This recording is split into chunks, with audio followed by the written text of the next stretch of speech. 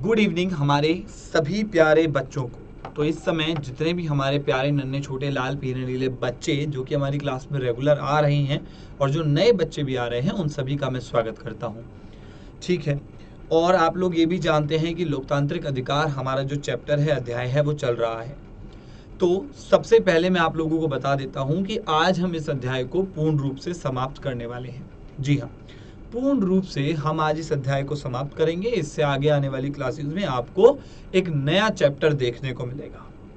तब तक के लिए आप लोगों को क्या करना है, शांति बनाए रखनी है। कमेंट बॉक्स में आप लोग कमेंट्स कर दीजिएगा। मैंने क्लास के बाद, पिछली क्लास के बाद भी आप लोगों के कमेंट्स चेक किए थे और मैं आगे भी करता रहूँगा। लेकिन हमारी जो ये क्लास है, ये क्लास पूर्ण रूप से पढ़ाई को समर्पित होगी।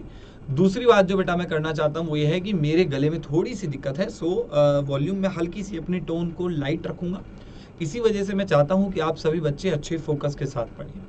हमारा ये चैप्टर ऑलरेडी काफ़ी सारे लेक्चर्स इसमें हो चुके हैं, तो हम चाहते हैं कि इस चैप्टर को और ज़्यादा स्ट्रेच ना किया जाए और इसको आज के ही अध्याय में हम पूर्ण रूप से समाप्त कर दें। आज की इस क्लास में कुछ बहुत ही महत्वपूर्ण चीज़ें भी होने वाली हैं, जैसे कि मैं आप लोगों को होमवर्क भी देने वाला हूँ एक। आप लोग कमेंट बॉक्स में अपने होमवर्क को डाल दीजिएगा। ये होमवर्क आपको क्लास के साथ साथ ही करना है। तो आप लोग क्या कर सकते हैं, आप लोग पढ़ाई पर ध्यान देंगे और बीच के समय में मैं क्या करूँगा, आप लोगों को चीज़ें एक्सप्लेन करूँगा। इसी के साथ साथ बेटा मैं बिल्कुल बढ़िया हूँ। तो जो भी बच्चे गुड इवनिंग कर रहे हैं, हेलो सर, जय हिंद सर।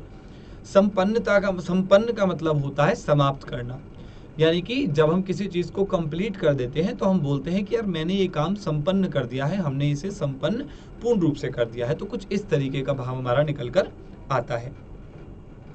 ठीक है, तो आप लोगों को मैं बता चुका हूं। अब जल्दी से आप लोग एक काम करेंगे। क्या काम करेंगे कि आप सभी बच्चों को हमारे टेलीग्राम व्हाट्सएप ग्रुप, जहां जहां पर भी आप लोगों के साथी हैं क्लास 9th के, वहां वहां पर आप लोगों को इस क्लास को शेयर कर देना है। ठीक है, तो ये काम जल्दी से फटाफट से कर दीजिए। इतने मैं क्या कर रहा हूँ, हमारे इस अध्याय को आगे लेकर चल रहा हूँ और ये बताऊंगा आप लोगों को कि पहले आज की क्लास में हम किन मुद्दों पर बातचीत करना पसंद करेंगे।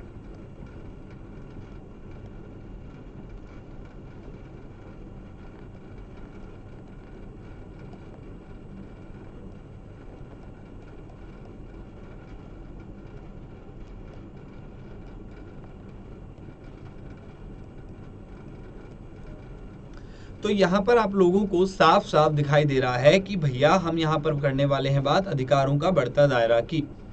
ठीक है, अच्छा, कई बच्चे इस तरीके कहते हैं कि भैया अगर हम हमारी क्लास को, जिस समय क्लास होती है, फिर चाहे वो सुबह क्लास हो, दोपहर में क्लास हो, शाम में क्लास हो या रात में क्लास हो, हम अगर क्लास को क्लास के समय पर नहीं देख पाए और अगर हमने उस क्लास को बाद में देख लिया है तो कोई इशू है क्या? नहीं भाई, कोई भी इशू नहीं है।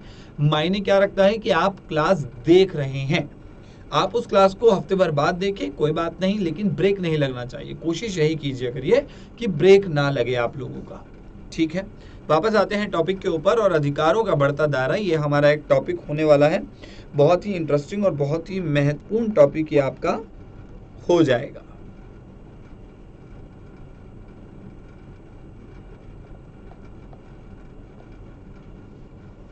अधिकारों का बढ़ता दायरा, ये वाला हमारा जो टॉपिक है, ये बहुत ही महत्वपूर्ण टॉपिक होने वाला है। जब हम अधिकारों के बढ़ते दायरे के बारे में पढ़ लेंगे, यानी कि जब हमें अधिकारों का जो दायरा है जिस हिसाब से बढ़ रहा है उसके बारे में हम जान लेंगे, तब हम बात करेंगे किसके बारे में? तब हम बात करेंगे जनहित याचिका के बारे में।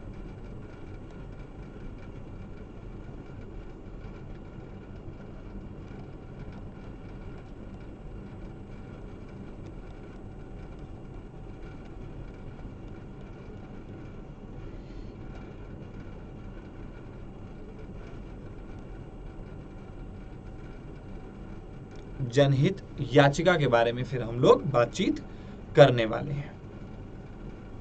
ठीक है, इसी के साथ अच्छा एक और चीज बता देता हूं। बच्चे कई बार ये डाउट में रहते हैं कि भैया आप कहाँ से पढ़ा रहे हो या आप क्या कौन सा रिसोर्स फॉलो करते हो। तो हम दो तरह के रिसोर्स फॉलो करते हैं। एक किताबें, यानी कि जी हाँ, हमारे पास किताबें होती हैं, हम उन किताबों के जरिए कोशिश करते हैं कि आपके सिलेबस से जुड़े रहें।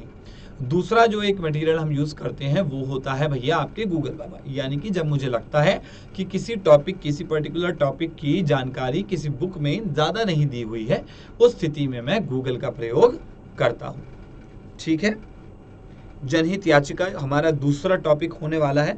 जब हम जनहित याचिका के बारे में पढ़ लेंगे तो उसके बाद हम लोग बात करेंगे किसके बारे में, विधायिका या सरकार के अंगों के बारे में बात करेंगे।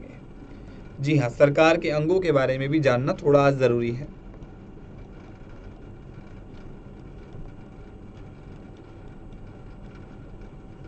सरकार के अंग में आपकी विधायिका, ज्यादा डिटेल में नहीं जाएंगे यहाँ पे हम। कार्यपालिका,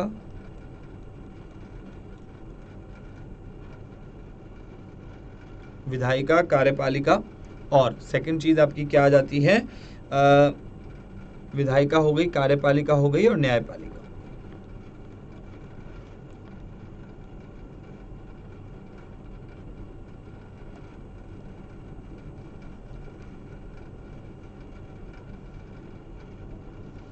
इन 3 मुद्दों पर हम बात करने वाले हैं। ठीक है, एक बार हम क्या करते हैं, जो नए बच्चे हमारे साथ जुड़े हैं ताकि उनको कंफ्यूजन ना हो, मैं उन्हें दोबारा से ही सारी चीजें रिपीट कर देता हूं क्योंकि हमने काफी जल्दी टॉपिक्स पर हम लोग आ चुके थे।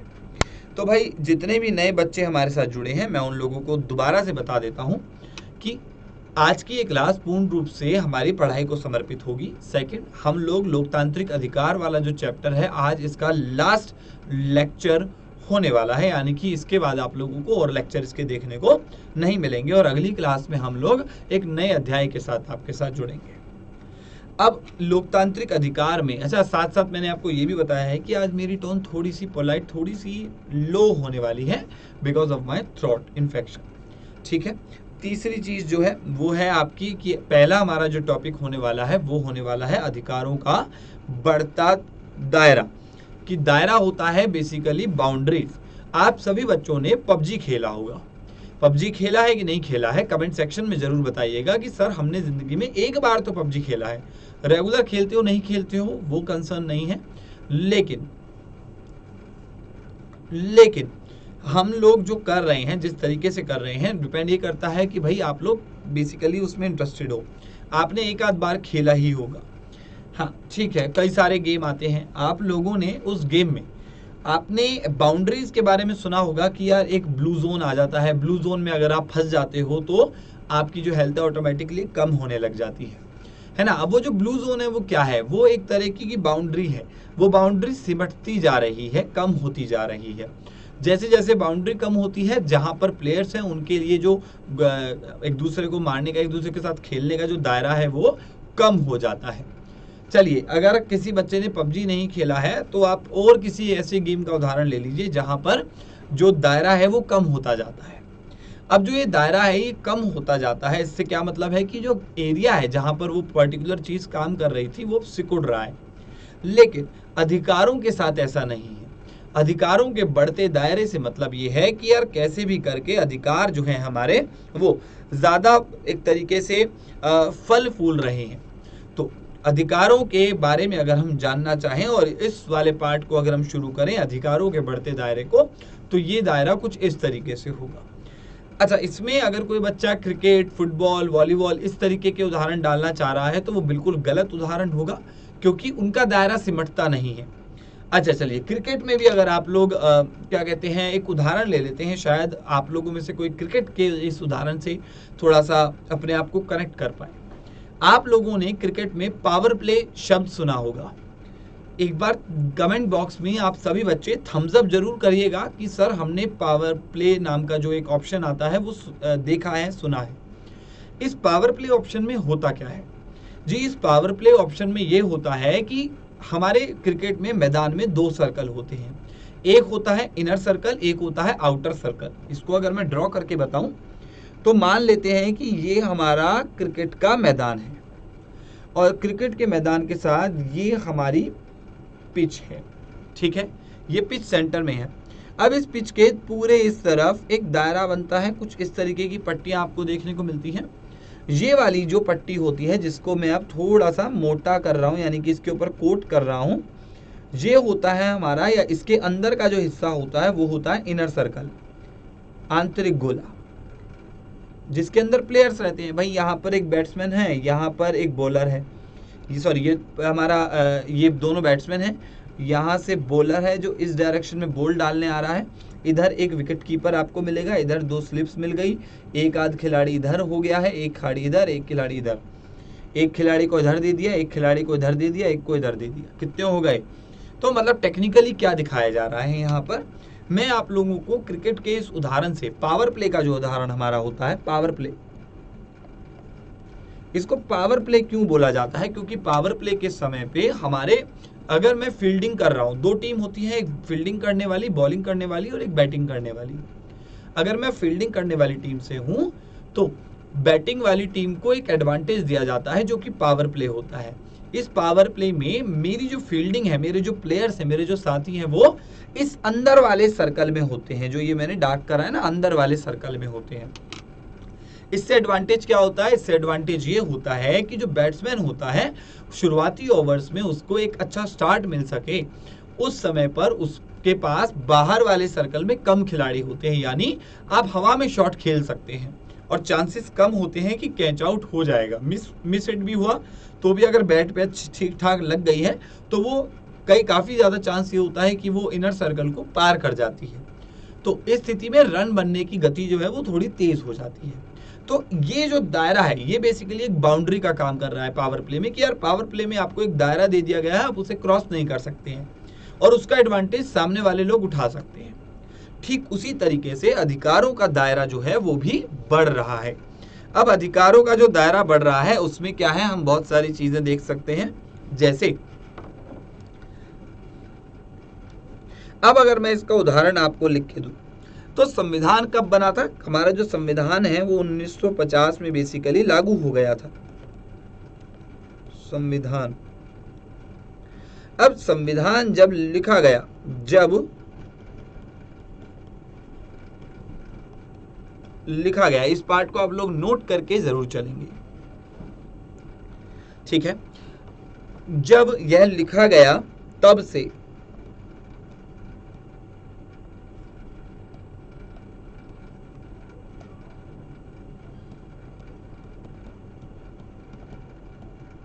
यह बहुत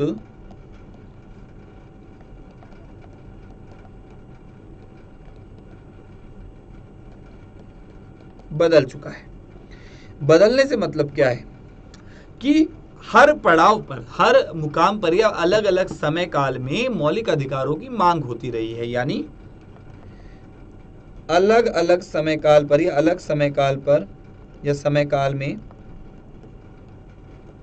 मौलिक अधिकारों की मांग बढ़ रही है।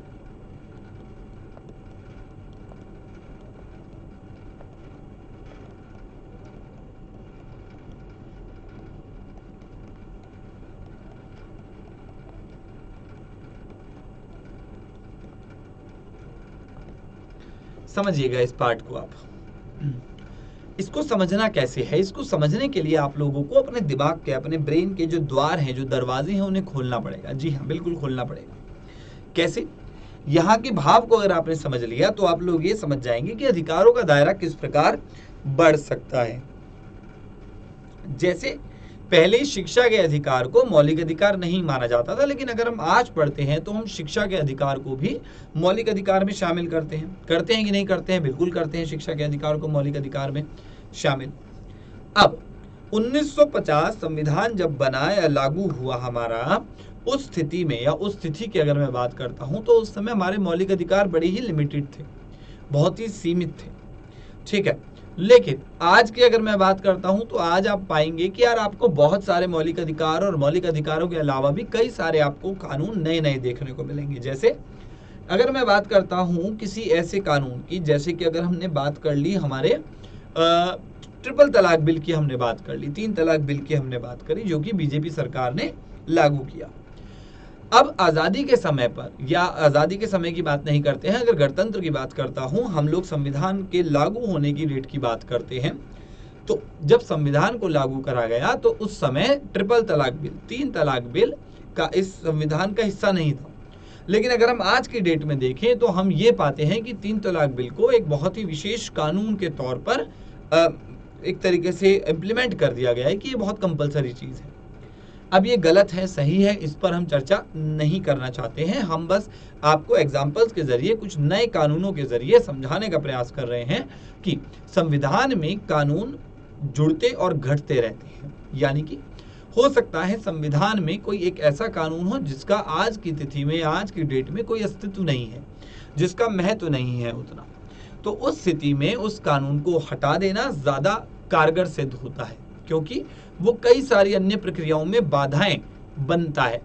अब जैसे कि अगर हम बात करते हैं आरक्षण बिल की, तो आप लोगों को पता नहीं याद हो या ना हो, लेकिन कुछ समय, आज से कुछ वर्ष पहले सुप्रीम कोर्ट यानी कि हमारे जो उच्चतम न्यायालय जो है, उसने एक फैसला ये लिया कि जो हमारे SC/ST हमारी जो जनसंख्या कर में जो SC/ST भाग है, उस भाग को हम क्या कह रहे हैं कि यार इनको नहीं होना चाहिए, इनको इस बेसिस पर आरक्षण जो है बेसिकली इस बेसिस पे नहीं होना चाहिए, जाति को आधार नहीं बनाना चाहिए।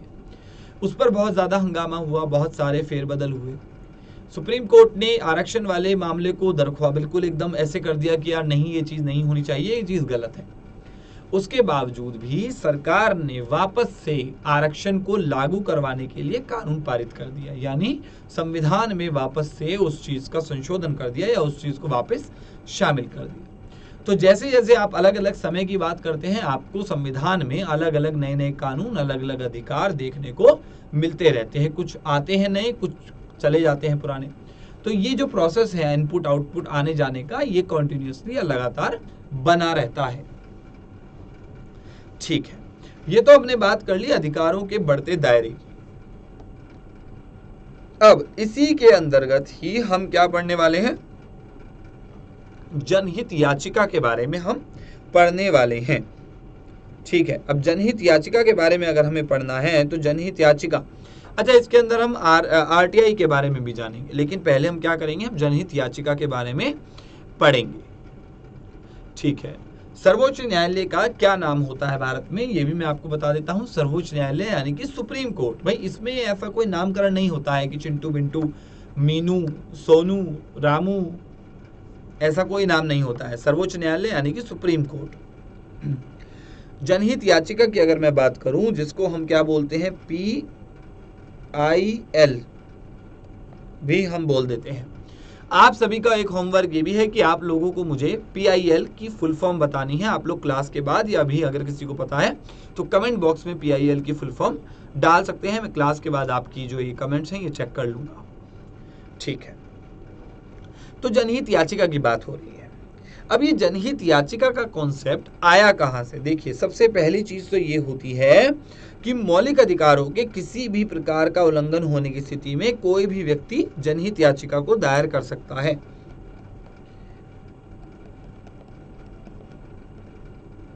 मौलिक अधिकारों का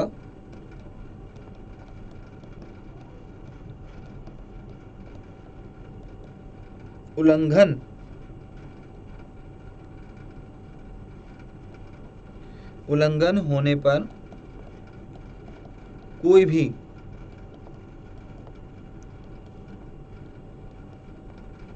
व्यक्ति जनहित याचिका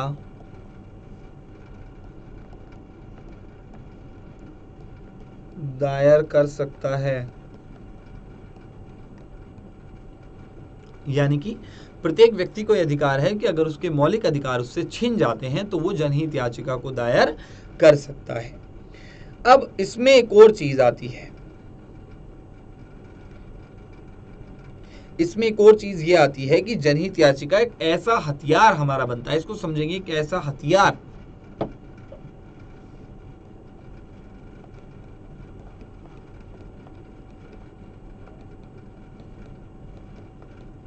एक ऐसा हथियार जिसकी मदद से कोई भी व्यक्ति अदालत का दरवाजा खटखटा सकता है।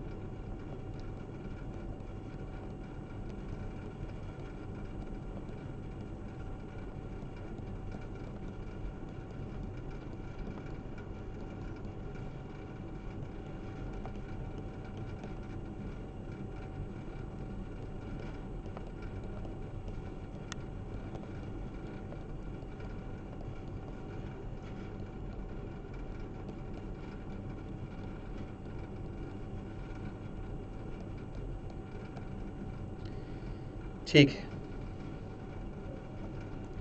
ऐसी स्थिति में इस पॉइंट को मैं हाईलाइट करके लिखूंगा,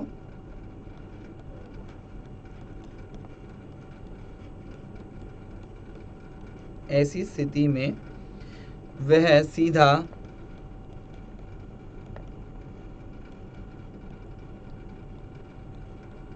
हाई कोर्ट या सुप्रीम कोर्ट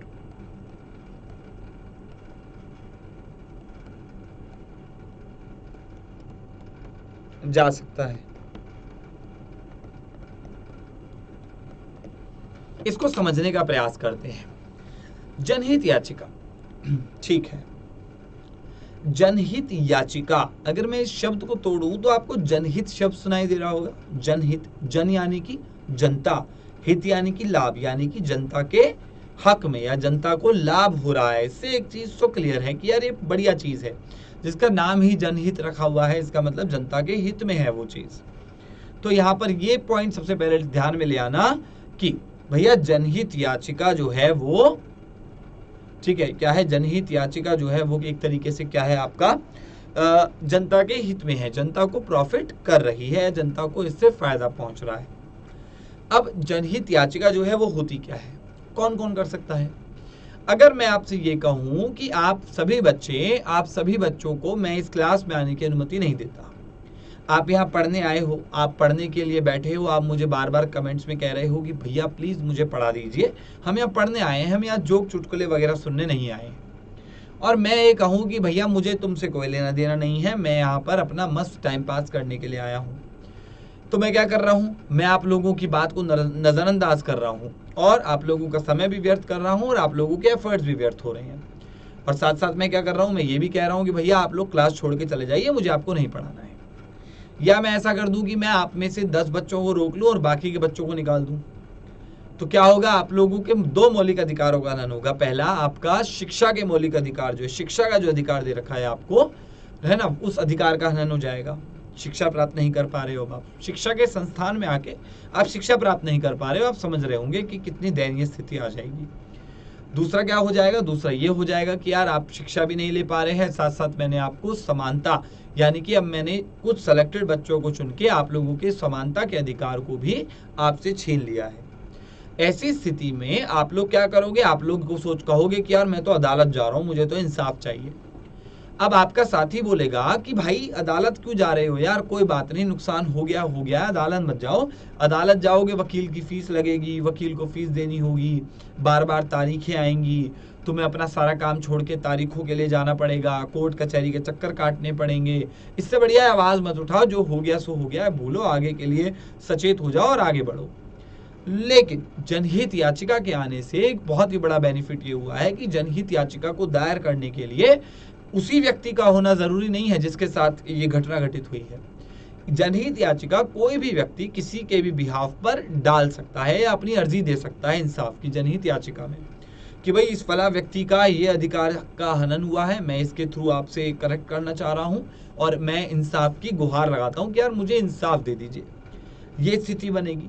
आप इस स्थिति का क्या करोगे भैया, जज साहब होंगे, वो कहेंगे अच्छा जनहित याचिका है और ये याचिका है, सीधे आप हाई कोर्ट और सुप्रीम कोर्ट में दायर कर सकते हो। अब यहां से हमें एक चीज ये और बढ़िया फायदेमंद रही है कि जो गरीब लोग होते हैं, जो कि एक पिछड़े इलाके से आते हैं, एक पिछड़े वर्ग से होते हैं, उनके लिए एक बहुत बड़ा बेनिफिट ये हो जाता है कि यार उनके पास समय नहीं होता। अगर मान लीजिए मैं एक मजदूर हूं, मेरा किसी ने शोषण कर लिया है, यानी कि मेरे को किसी ने कम वेतन दिया है, 1-2 दिन पहले 2 दिन से मुझे काम करवा रहा था, 2 दिन का उसने वेतन मेरा काट लिया, या मुझसे एक्स्ट्रा घंटे करवाए, मुझे एक्स्ट्रा पेमेंट नहीं करा, बहुत कम वेतन दिया, मैं दुखी हूँ। मैं कह रहा हूँ कि नहीं, मैं तो कोर्ट जाऊंगा, कचहरी जाऊंगा। अब मैं कोर्ट कचहरी जाता हूँ और ये सिचुएशन वो है जिसमें जनहित याचिका अस्तित्व में नहीं है। मैं कोर्ट कचहरी जाऊंगा, वहां से डेट लूंगा, फॉर्म भरूंगा, वकील से बात करूंगा, वकील को 10 चीजें बताऊंगा, वकील को प्रूफ दूंगा, वो उसके थ्रू जाके लड़ेगा, 10-20 तारीखें आएंगी, मुझे बुलाया जाएगा, उस व्यक्ति को बुलाया जाएगा। अब ऐसी स्थिति में अगर मैं काम करने की जगह, मजदूरी करने की जगह कोर्ट कचहरी के चक्कर काटूंगा तो मैं कमाऊंगा क्या, और कमाऊंगा नहीं तो खाऊंगा क्या, तो कुछ ऐसी स्थिति बन जाएगी। जनहित याचिका के आ जाने से गरीब व्यक्ति भी बड़ी ही आसानी से अपने केसेस लड़ सकता है, क्योंकि अब उसकी जगह वो जो अपील है, वो जो केस है, वो कोई और उसकी जगह याचिका दायर कर दी, वो अपने आप केस चलता रहेगा और अपने आप उसको एक जो उम्मीद है इंसाफ की वो उसको प्राप्त हो जाएगी। तो एक काम तो हमारा ये हो गया है, जो कि एक बहुत ही ज़्यादा इम्पोर्टेंट काम बन जाता है। तो यहाँ से हमने देख लिया कि जनहित याचिका किस लेवल पर हमें फायदा पहुंचा सकती है। ठीक है, उसके बाद आते हैं सरकार के अंग। देखिए, सरकार के अंग के बारे में अगर आपको समझना है तो आपको सूचना के अधिकार के बारे में भी समझना होगा। चलिए, सूचना के अधिकार को हम अंत में करेंगे, पहले हम जाएंगे विधायिका।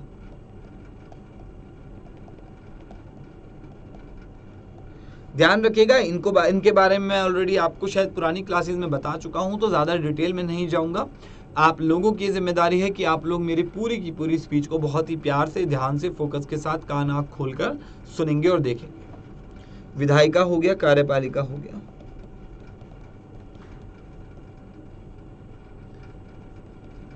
और न्यायपालिका हो गई। सबसे पहला प्रश्न आपके मन में ये आ रहा होगा कि भैया ये इन तीनों के बारे में हम मौलिक अधिकारों या लोकतांत्रिक अधिकार के बीच में क्यों पढ़ रहे हैं। विधायिका क्या होती है? विधायिका में आपके दो चीजें आती हैं बेसिकली, संसद और विधानसभा।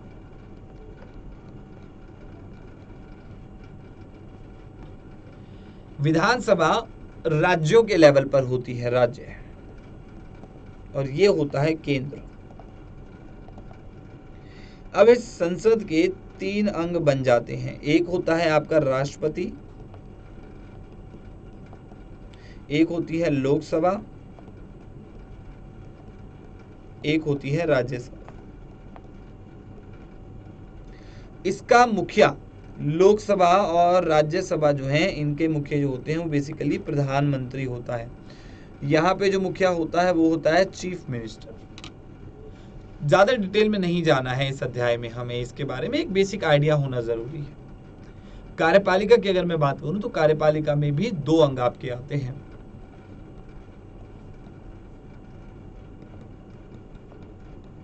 मंत्री परिषद और आपकी नौकरशाही।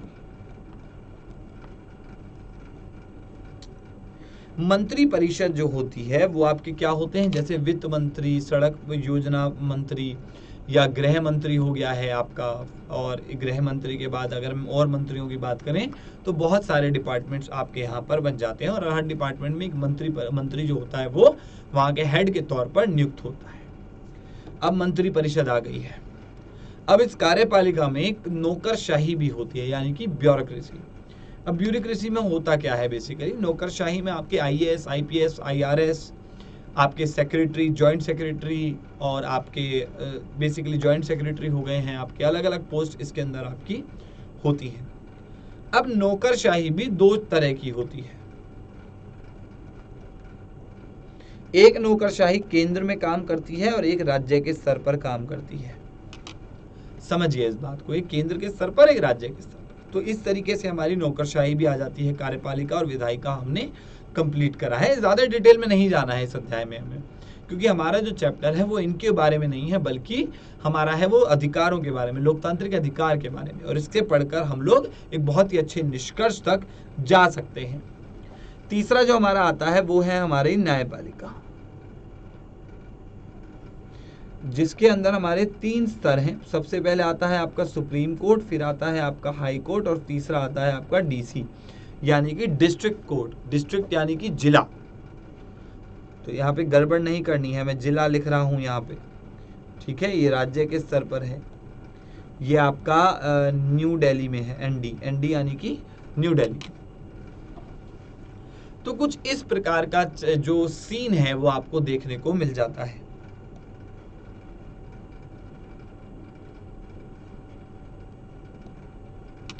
ठीक है, ये सीन आपको देखने को मिलता है। यहां से हमें एक अंदाजा ये लग जाता है कि सरकार के अंगों के बारे में पढ़ना इसलिए जरूरी है क्योंकि विधायिका ही थी जिसने संविधान के निर्माण में महत्वपूर्ण भूमिका निभाई, और उसके बाद भी आगे आने वाले जो कानून हैं, जो कानून बन रहे हैं, उन पर वो कानून तब तक अस्तित्व में नहीं आते जब तक विधायिका, संसद देश की और विधानसभाएं ये उसको अपने बहुमत से पास ना कर दे, तब तक कानून नहीं बनाया जा सकता। इसलिए विधायिकाओं के बारे में जानना जरूरी है। कार्यपालिका की बात करते हैं तो मंत्रिपरिषद और नौकरशाही, एक जो राज्य स्तर पर है, एक जो केंद्र पर है। अब ये दोनों ही मिलकर क्या करते हैं, क्योंकि विधायिका के पास ऐसी कोई स्पेशलिटी नहीं होती है, कानून और ये सारी योजनाओं के बारे में इतनी नॉलेज नहीं होती है, वो लोग जनता को रिप्रेजेंट करते हैं। लेकिन जो असली नॉलेज, जो असली ज्ञान होता है, वो होता है मंत्रिपरिषद और नौकरशाही के पास।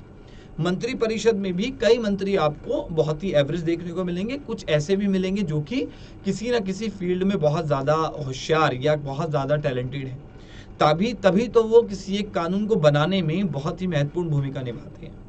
फिर आता है कानून को लागू करवाने की बात, इन अधिकारों की सुरक्षा की बात, तो उसकी सुरक्षा करती है न्यायपालिका। क्यों? क्योंकि ये संविधान की समीक्षा करने का काम करती है।